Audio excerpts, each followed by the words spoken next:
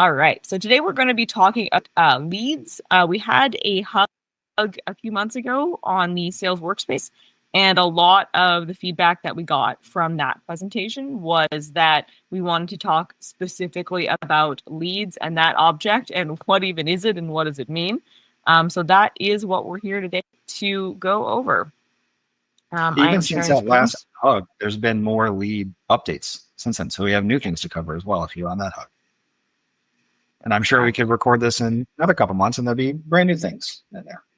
Yeah, or perhaps even in a couple of days. Who knows what happens at Inbound? That's true. Could always be anything. So today I have myself and Zach on the call. We'll just do a quick intro before we jump. So my name is Erica Josephson. I am the Revenue Operations Manager at Flawless Inbound powered by GSI. We are a HubSpot partner, and I do all of our own internal HubSpot setup and process and strategy. I've been working with HubSpot for, I think, about 8 years now. And I was an early adopter of the object, I think, when it was still just called Prospecting Space in beta. That was a couple of years ago, at least. I joined that beta, so I have been exploring leads since it first got started. I have my colleague and co-presenter, Zach, here with me today.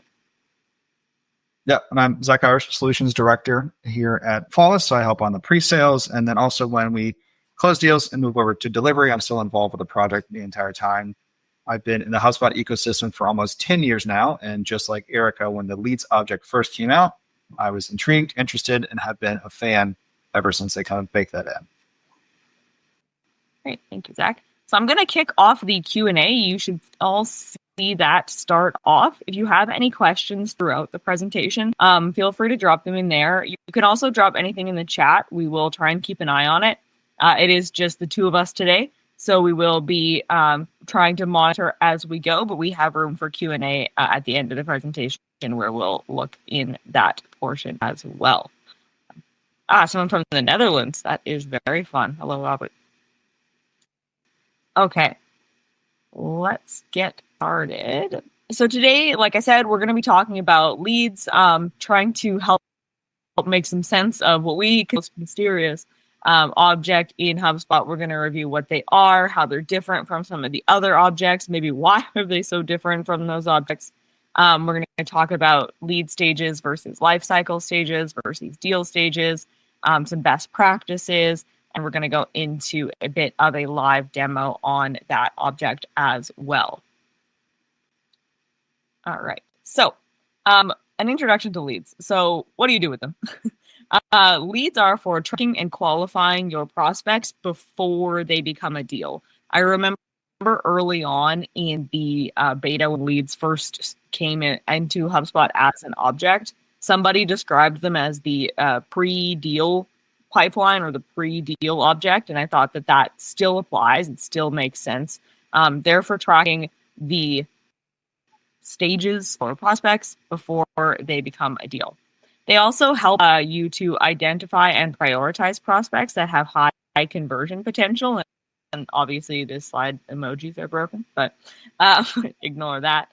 They help you prioritize those leads or those, well, there are leads, but those prospects that are coming in that are more likely to convert or more likely to engage with you. They help you quickly execute conversion and sales actions at scale.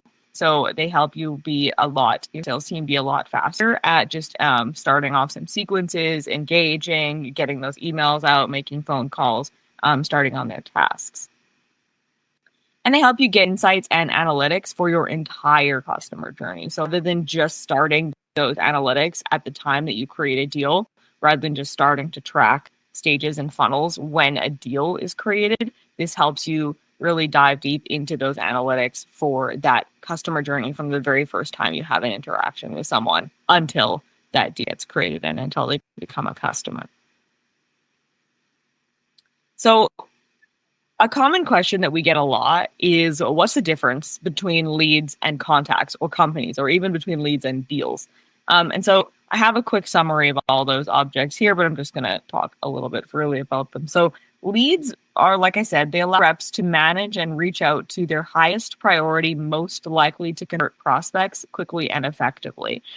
So the ideal lead is not necessarily a like record that is there forever, but it is a object that you would use for a certain period of time in order to manage and reach out to those prospects in the same way that a deal would be used.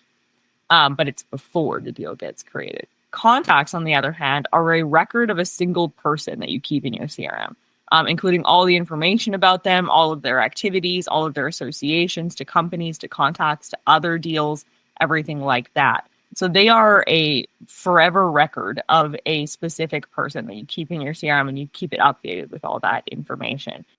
You can have a lead for a contact or a company. So a lead is something that comes off of one of those objects. And we have a very useful diagram coming up soon to help with understanding that.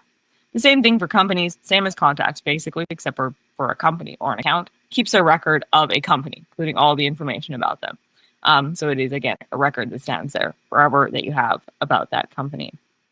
A deal is actually, I think, and Zach can follow up if he has anything to add, but a deal, I think, is actually most similar to a lead in the way that it functions as an object, which is that it is a sort of more of an action that you move through specific stages rather than just a static record.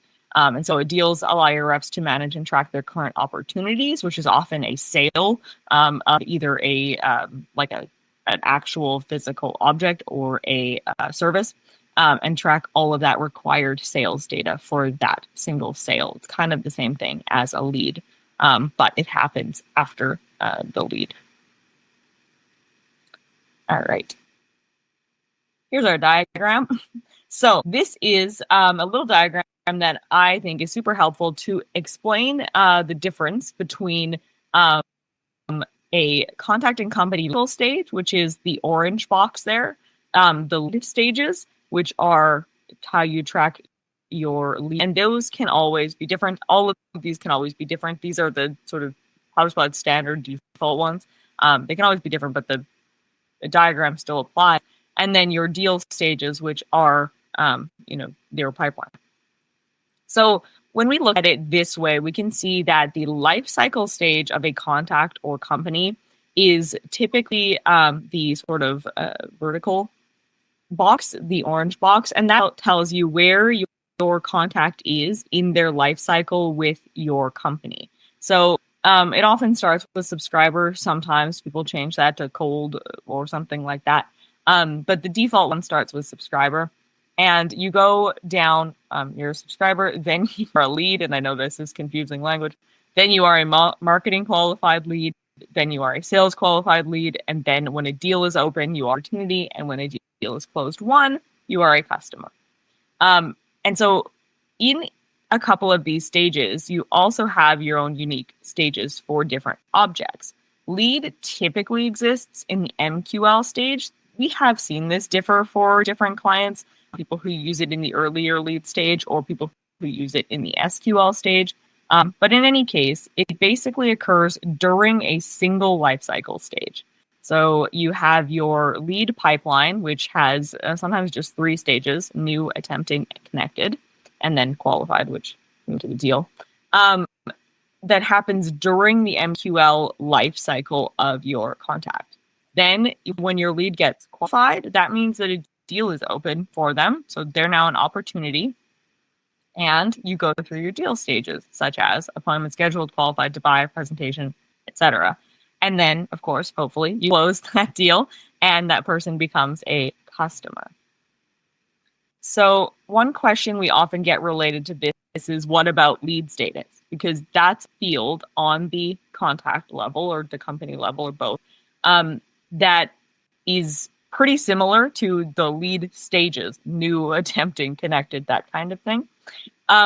Lead status is a contact field, and sorry about the little bit of blocking there for my name, but lead status is a contact field used to track the stage of a lead before leads object was introduced. So actually, if you're using the leads object, we recommend that you don't use the lead status field.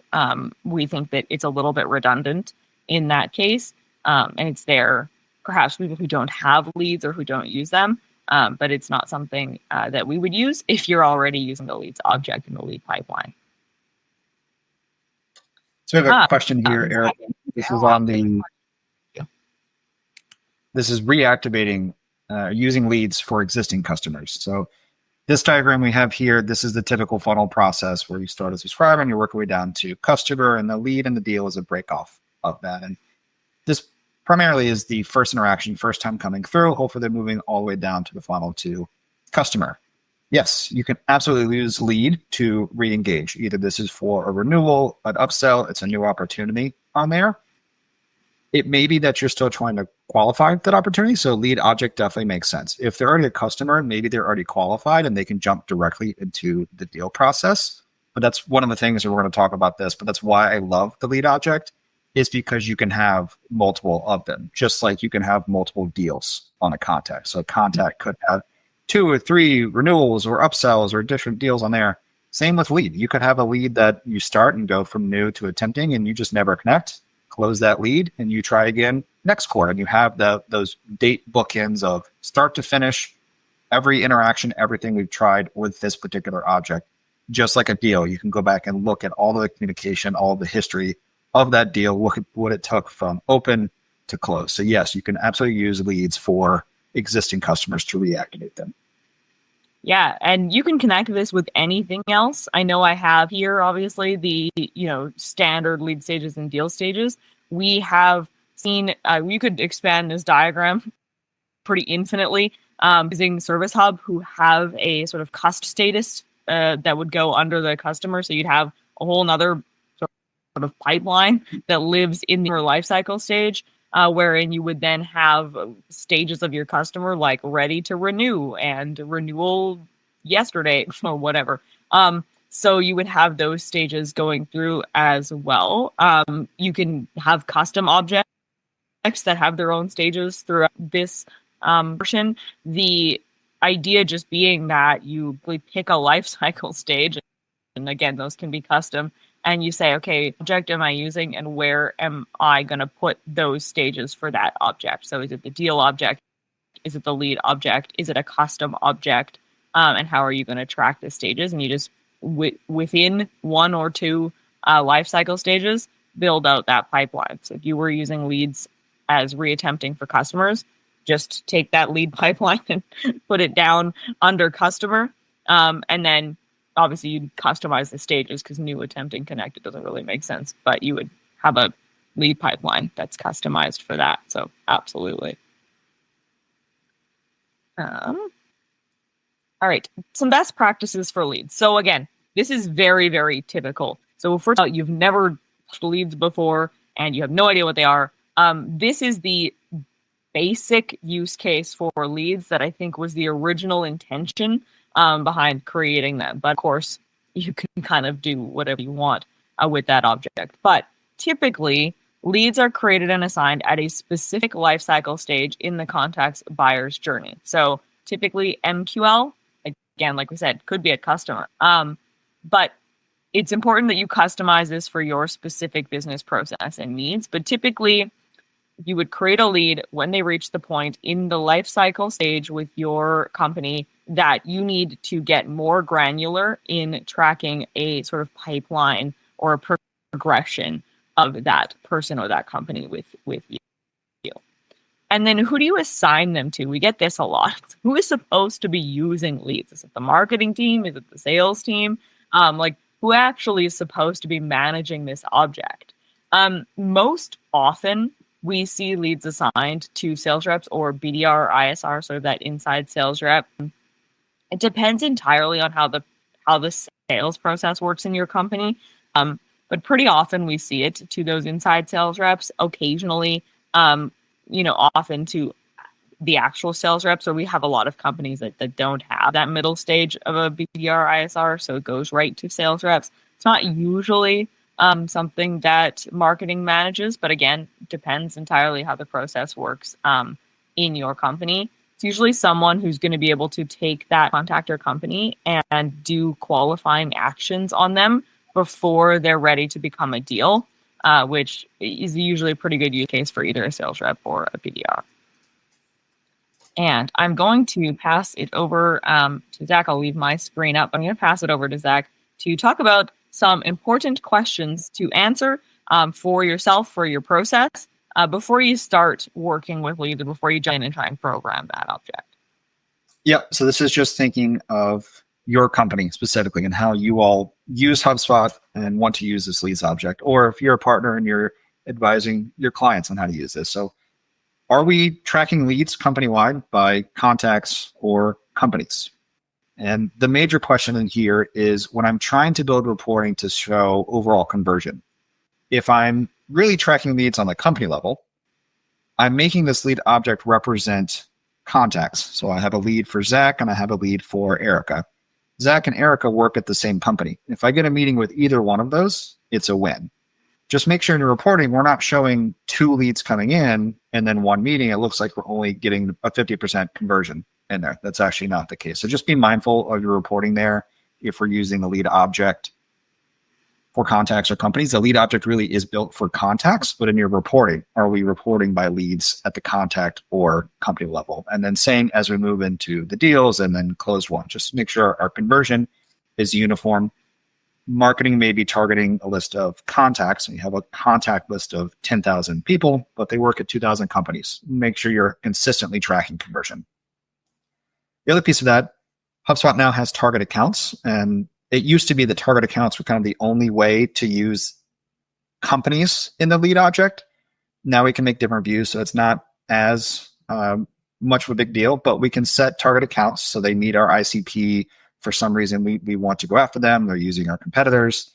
And then from there, I can look at target accounts and I can assign this target account to a BDR, and they can go prospect and find leads and create leads within that object. Third line here, opening and closing leads. When are we defining start and exit criteria? So Erica's already mentioned on a previous slide, typically this is when a contact reaches MQL. They have a certain lead score, they submit a form, they have an instant qualifier. That's usually the start of our leads process, and that's going to be different at all businesses. And then when do we close the lead? Do we close the lead when we qualify them that yes, they're a good fit for our product or services, they have funds for it, they're just qualification is all we need, and we hand that over to someone else? Or is qualification part of our sales process, part of our leads and prospecting process, and the actual closing of the lead is setting the meeting? Maybe that's a close. Maybe we have a different case where we need to be 2 meetings, we need to have a contract, whatever that looks like, just be mindful of that and then how it interacts with the deals.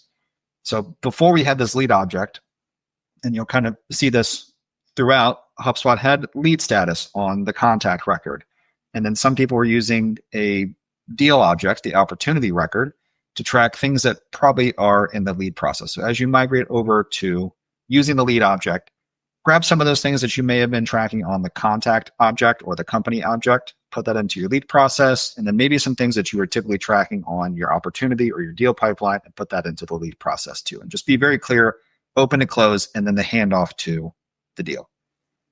Multiple leads per contact or company. This really is just for reporting, as I mentioned earlier, just so we have the overall conversion.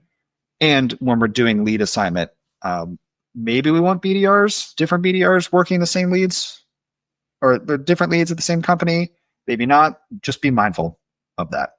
And this last piece we just talked about, the close. What is a closed one for your organization? So what we're going to walk through, the closed one is setting the meeting. But again, it could be qualifying, it could be 2 meetings, it could be a contract, it could be an NDA, it could be anything for your organization. Exactly. And again, with handling multiple leads per contact or company, when we talk about something like having leads also for existing customers and reconverting, you might have a lead from a company that is new, and you might have a lead from a company that is also a customer already reconverting or something like that. That especially happens if you sell multiple different kinds of business lines. So that's something to be aware of, as well as how you're going to handle who receives those and how you assign them.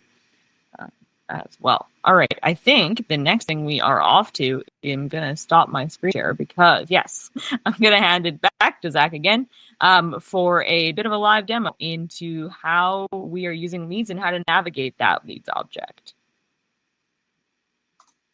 All right. Thank you. So we are here in our demo portal, and I have a couple things I want to walk through. So first, I'm on sales workspace, and this is kind of the home base for the lead object. After my demo, I want to hand it back over to Erica. She's going to show you the beta for the overall leads view, which is kind of like the overall view for deals for companies. It doesn't say beta. Maybe it's been fully released at this point. But yeah, I think Erica that might have been like yesterday. So. Oh, perfect. Awesome. So I'm going to walk through the leads here, and then I want to take you to the back end, to the settings, to change some of the configurations with that. And then I'll touch on how we're creating leads, whether that's through workflow or manually. So here in the sales workspace, going over to prospects. Prospects in the sales workspace are our leads. It's also our companies. This previously were just target accounts. So we'd have to go to the company record and then say, this company is a target account. Then they would show up. HubSpot has changed that, where now we can do company owner is there, or we have a new field where we can add any HubSpot user. So maybe we're having a BDR owner. And once you assign that, those companies will pop in there. One thing I've noticed, and I'm about to show you this, in the prospecting, it's going to, or prospects, in the leads, when I click on company here, it's going to redirect me back to the homepage. It's a work in progress. I'm sure they'll fix this. I don't know why it does this. But then when I click back on prospects, it should take me to the target accounts correctly. Yeah. Well, they still call it target accounts in the URL, but the companies. Now we're here. So the use case of this, it's either my sales leader, my marketing leader. I have a list of companies I for sure want to work with. They're working with my competitors. I've identified I want these companies, and I may or may not already have decision makers and points of contact at the companies. And so if you're a BDR, you can come here. We have the research, where we can research this company.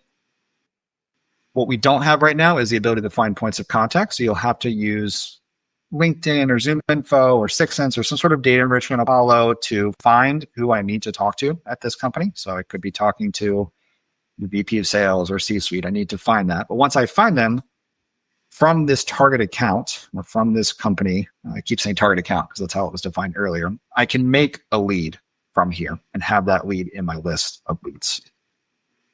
A new feature HubSpot has added are views directly in here. So this is pretty similar to just going to the company record right here, the company view, and segmenting just by me and adding the fields and so on. But the agent research, that's nice in this workspace and just seeing everything in one spot. I'm going to make a view. Making a view in the sales workspace is different than making a view on the object view. So the object view, I would just start adding filters on here, and it would tell me to clone or create. But you'll see here, I can't save this view. This is a default view. I have to create a custom view, then make changes, and then save it. So it's just a little bit different view. So if you start to add all these filters, they're not going to save. Just create the view. Test company view. Now that I'm in my view, I can then add my filters here. So let's just pick a couple.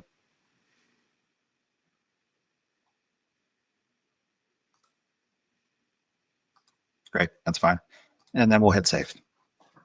So just a little bit different order than what we're used to. Target accounts. So this is what we're using previously. We're on the company record. We would use that target account piece and identify, yes, this is an ideal customer. This is just a quick filter for that. Let's jump over to the leads. I think that's more helpful. This is more just overview, looking at my accounts. Leads are where I'm actually going to start to call and make emails. So I'm going to click over to leads. This one tries to redirect me, but it keeps me in here. So it's a little bit better. It's not as snappy as just clicking over. And so the old view, we would click on leads, and we didn't have much customization with views. We had a little bit of filters up here, and we just had a list of leads. And it was pretty hard to see in progress. It was very disconnected from the deal pipeline, where you could go to a deal pipeline and see what's in the first stage, second stage, third stage. What do I need to focus on here? HubSpot has added the board view. So up here in the top left, we now have the board view of our different stages. And just like with the deals, we can drag them through. Same thing with the views. If I start to create filters on here and then hit save, it won't let me. So be mindful of that. Make a new view and segment from there. Best practice for making views really is going to be the individual BDR and their work process. How do they want to kind of segment their day, if they want to do that at all, and work these leads? So say I want to just work on brand new ones or no activity. I made this filter earlier. I have these leads here. And again, this is demo portal. I wouldn't have no activity in them in the connected. It would probably be all in new, not even attempting. If I go back to my list view, I can start the leads. And this is very similar to a task where it's going to take me object by object and then let me initiate an action. I'm going to show you in the back end how we can change that first action. But by default, HubSpot is going to take me to this lead. We do have some customization we can do over here on the right for lead properties and notes, and we can add playbooks and change the views and what order these are in. But if I'm a BDR, I'm looking, I have this person, they work at this company. I don't have any communication. If this was an MQL marketing gave me, I would have activities here or emails here. I can see if they submitted a form, if they've been to our website. I could customize down here. If I were setting MQL based on a lead score, I can make a lead property that is that score. And so if I want to segment on there and see where that score came from, I can add that. For how we have this set up right now, our default first activity is an email. So I can email directly from here. And this is the same access to the template and playbooks and everything we have access to on the object record. Or I can swap this over and do a phone call, create a task, create a note, so on. Just like with the tasks, I can move through them. The difference is with the task, you're marking that task as complete and you're going to another one. I could always jump back to this lead. The lead is always going to be here until it goes to closed one, which in our case is qualified. So let's do that. Let's say I email this person, they're qualified, and that is my exit stage.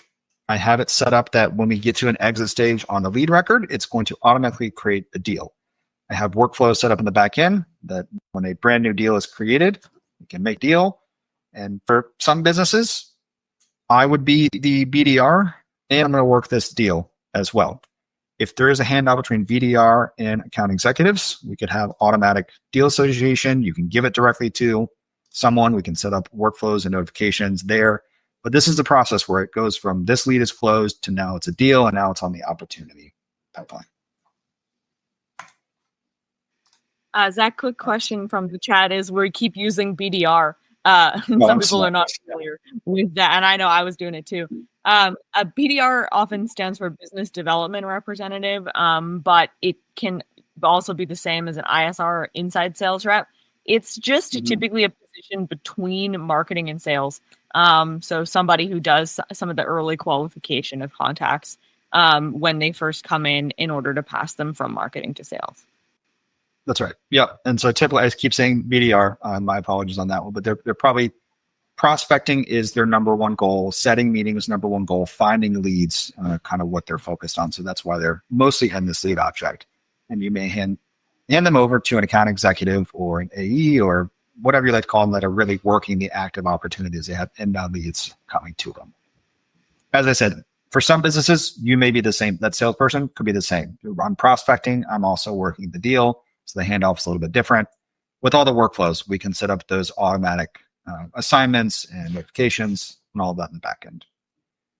So as HubSpot will release more features, there'll be more on here. This is relatively basic, but it's great to have this object and have this history of this active opportunity with Sarah, all the phone calls we've made, all the emails we made.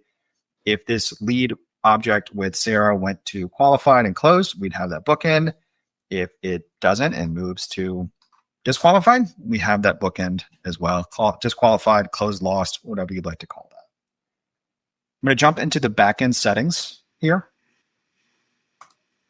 So two major places where we can make changes here. So I'm in the lead pipeline settings. So settings down here under objects. Where's that? Objects, and then leads we have here. So the lead object is a normal object, so we can have additional properties. We have some defaults if we would like to sync the lead owner with contact or company owner.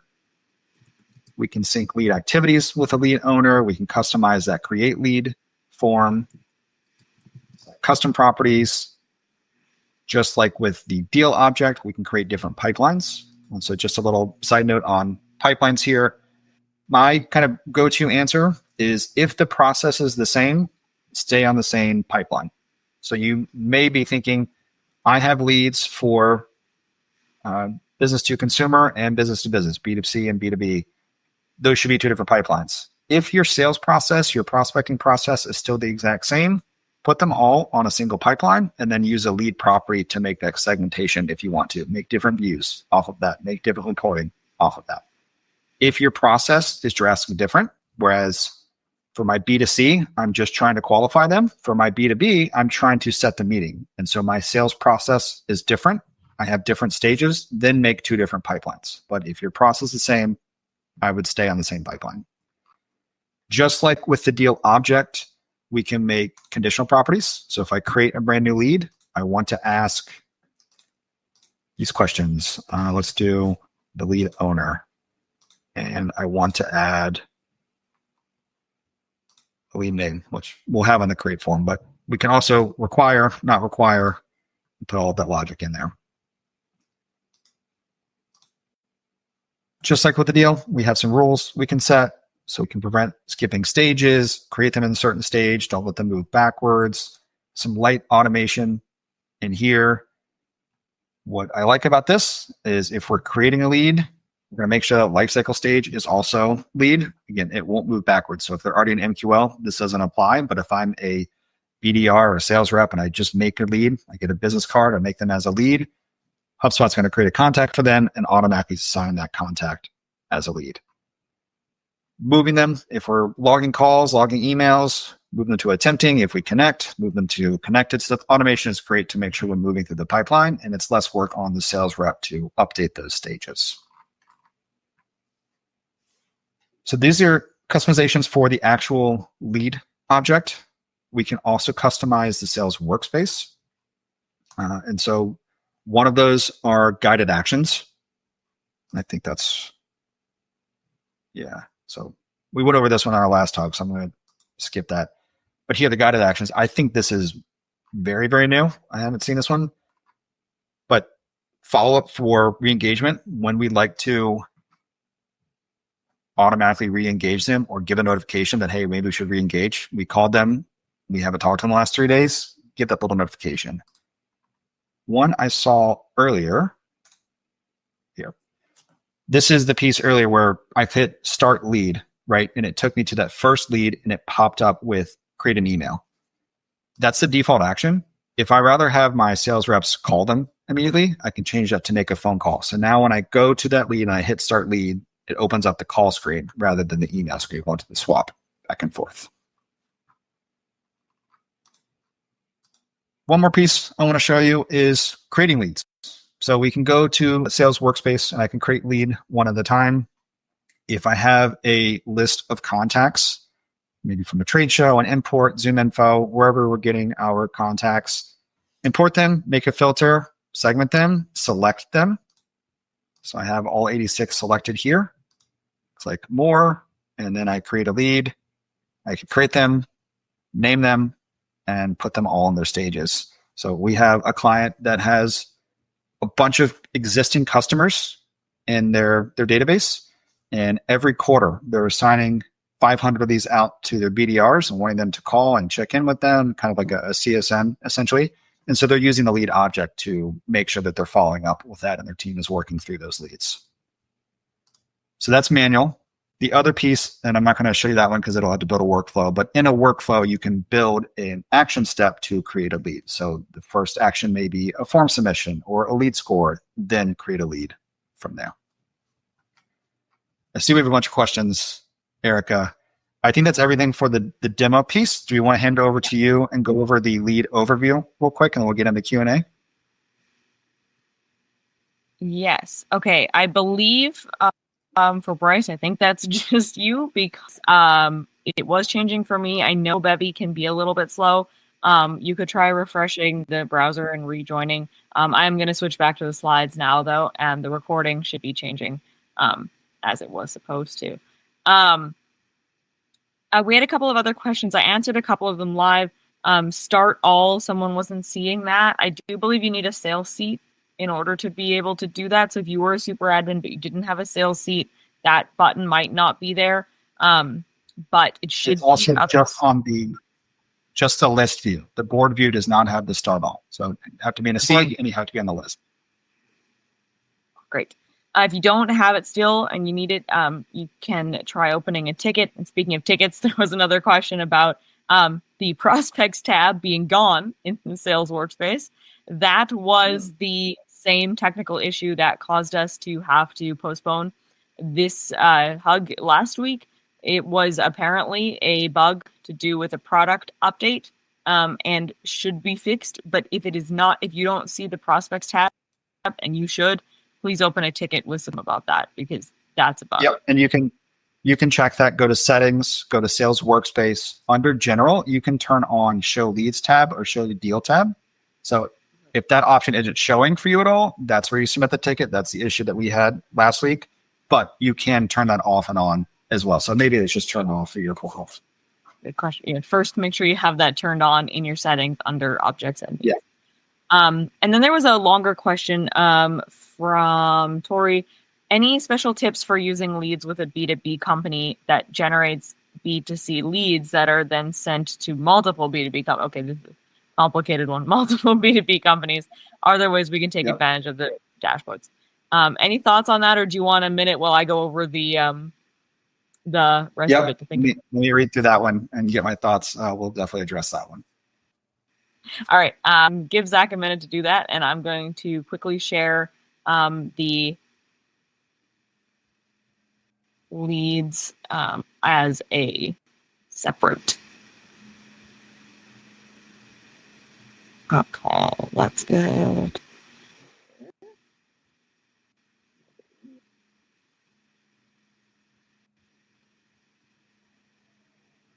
But all right. All right.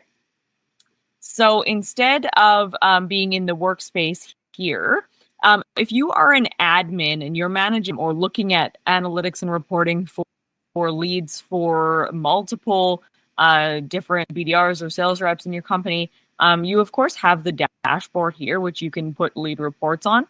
But this leads, I find this leads tab or leads object is great for admins who are looking at an overall picture of the leads rather than an individual rep who is trying to use those individual leads.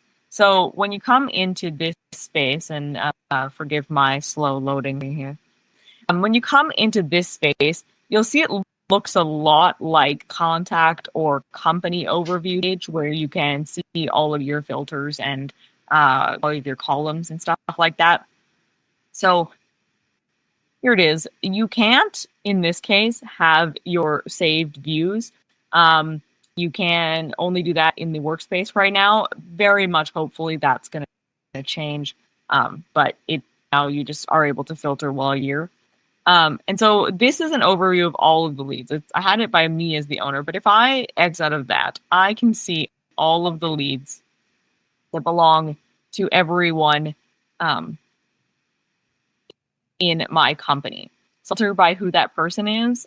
So now rather than having to go into the workspace and view as another user, which isn't often, I can come in here and I can view all of my leads as like directly from here. I can filter them. I can see who has what. I can see what type they are. I can edit these columns so that I can have whatever I want. I can have the stage here.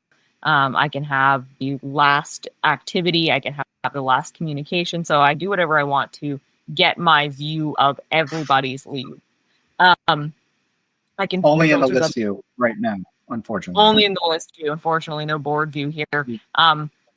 And so there is you can change it if you had more than one pipeline. Let's say you had a customer pipeline or something, could change that there as well. And your filters. And then you can navigate to individual leads. When you click on them, it does go to that actual record on the lead object. Just probably to click on because now it's going to take a minute to open up. Bevy is slowly for me now. But yeah, it's up on the side the same way that it does in the sales workspace as well. But what I really like about this leads view is there's a lot that I think still needs some work. First of all, that you can't navigate between leads and contacts or companies the same way that you can contacts and companies and deals space up here. That there aren't pre-saved views or anything like that. I think all of that is probably upcoming. And we'll get there. But right now it's a little bit more basic. But I do like, as an admin, the Analyze tab. So the Analyze tab is kind of like a high-level overview of your leads. That's sort of like the dashboard, but it's got some more standard reports on it. It's got a summary of all of the leads in your database. And of course, change the filters. So if you only wanted to look at one person's, one industry, one pipeline, whatever the case is, you can add those filters here to change how this analytics appears. And you can send these out. But the lead summary gives you a sum of your open leads, your attempt leads that you're working on, the attempting ones, analytics like the average time to first touch. So how long does it take your reps to follow up leads once they've been assigned them, and how many deals you have, how much money those deals have made that are associated to your leads. You have your sources, you have your workflows that are creating leads, you have your deal revenue.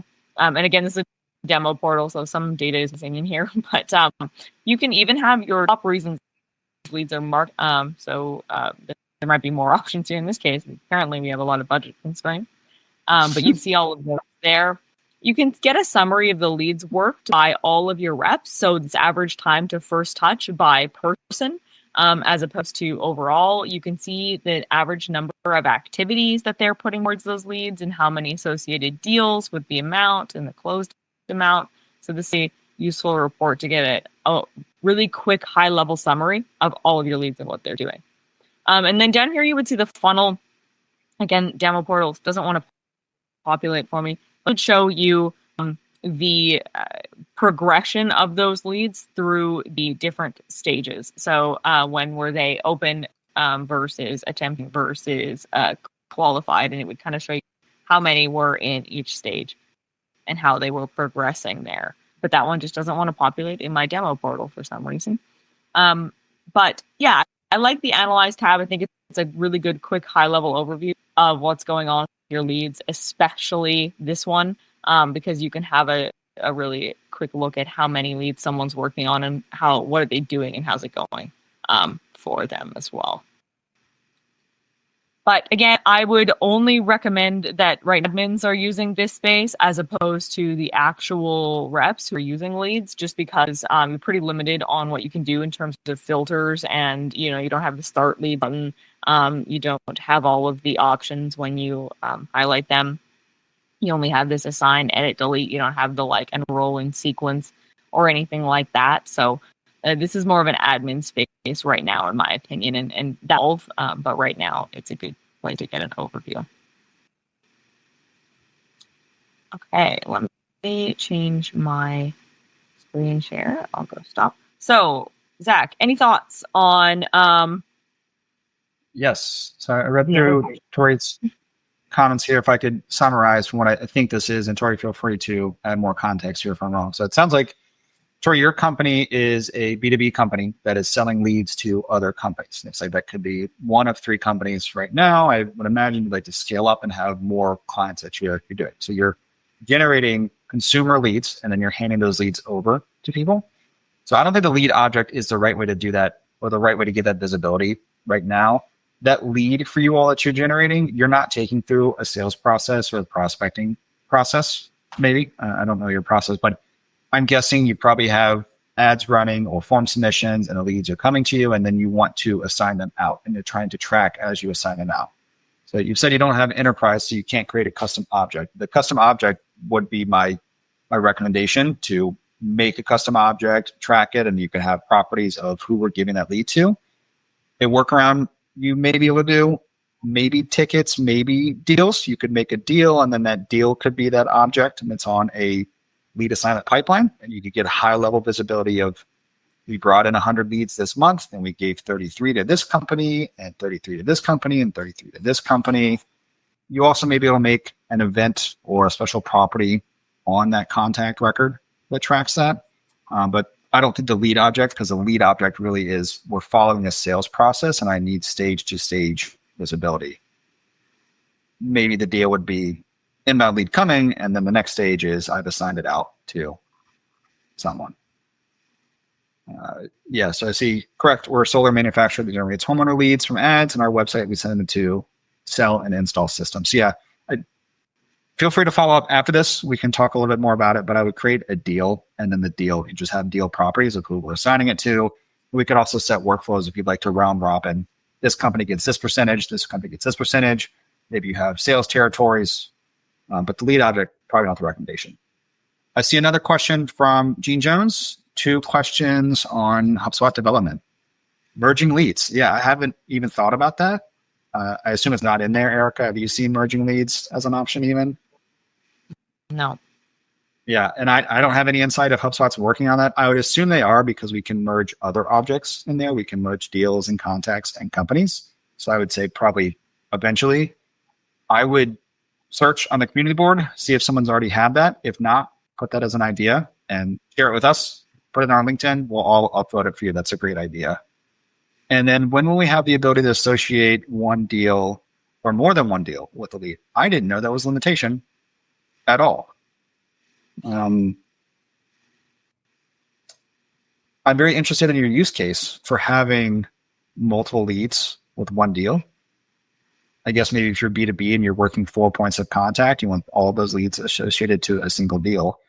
But that is a weird limitation on that. About like in 2 different products or like a deal, like for example, services and product or services and software, 2 separate deals, something like that. Yeah, and rather than the lead object is one of the more limited objects. We don't even have the association tab where we can, and I'll share my screen again.